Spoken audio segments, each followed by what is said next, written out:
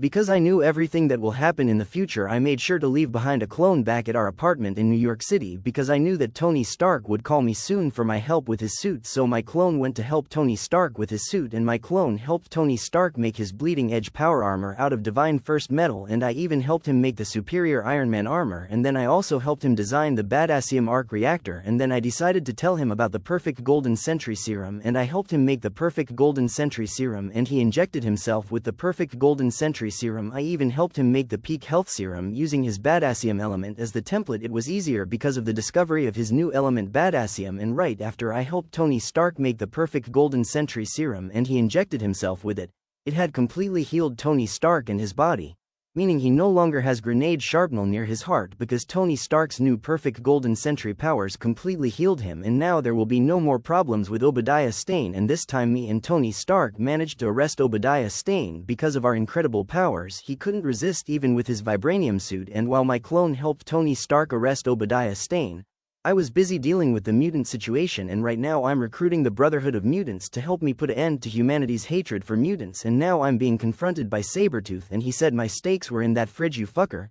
You owe me money, and then I said I don't owe you anything, Victor Creed, and then he asked me how the fuck did you know my real name, and then I said I know everything about you, Victor, and I even know you have a little brother by the name of Wolverine and he can't remember you, can he? And that made you very angry and depressed, am I right? But what if I told you that I can give your brother back his memories, but I need your help to free him from William Stryker again, and if you help me I swear to God you will get your brother back, and I guess I could also pay for your fridge and anything else you lost inside it. And then Sabretooth said, alright, what the fuck do you want? And then I said, isn't it obvious I want to speak to your boss, Magneto? And then Sabretooth said, well, I appreciate you telling me about my brother being captured by William Stryker again, but I know where they are. And then I said, you don't know the full story. And then Victor said, look buddy, you put hands on me and I'm a little pissed off about that, so there's no way in hell I'm just going to let that slide. And then Magneto walked in and he said, stand down, Sabretooth, I want to hear what our new guest has to say. And then I saw Mystique walking beside Magneto and I looked at her and I smiled warmly, and then she smirked like a pervert, and then I said, I have come here to join your Brotherhood of Mutants. And then Magneto said, well, now this is a pleasant surprise. I was planning on going to New York City just to recruit you, but you have come here to join us. And then I said, I just have one request, I want her. And then I pointed at Mystique, and then Mystique smiled and Magneto said, done. And then I said, I will help you with everything you wanted to achieve, Magneto, but I want to do it my way if possible, Max, I said to Magneto, and he asked me, how do you know my real name? And then I said, because unlike ordinary mutants my powers have no limits. And then Magneto asked me, what do you intend to do with Mystique? And then I asked him, and I told him, isn't it obvious I want to make love to Mystique and I want her to have my children? And then Jessica Jones looked at me a bit jealous, and then I looked at her and nodded, and then I asked Magneto, you should know me because you were there when Professor Charles Xavier recruited my sister Jean Grey. I'm her twin brother and I'm even more powerful than she is. And then Magneto said, yes, I know about you and your powers, but you better not harm Mystique. And then I said, I assure you, Max, I have nothing but good intentions when it comes to Mystique. And then I held out my arm to Mystique so she could grab it, and I said, shall we, gorgeous? And then Mystique asked me now, and then I said, yes ma'am. And then I said, Jessica, you can either come with us or you can stay here if you want to. And then Jessica Jones said, I'm coming with you. And then Mystique smiled like a pervert and I smiled with understanding. And then Magneto said, I'm getting too old. And then I went to Mystique's room, and then she asked me, so what did you want me to look like? And then she began transforming into different women with her powers, and then I said with a thoughtful expression, well, be yourself, I prefer your blue form because you're beautiful, Mystique, you don't have to look like anyone else with me, but when Jessica Jones starts having sex with us I want you to be a man for her.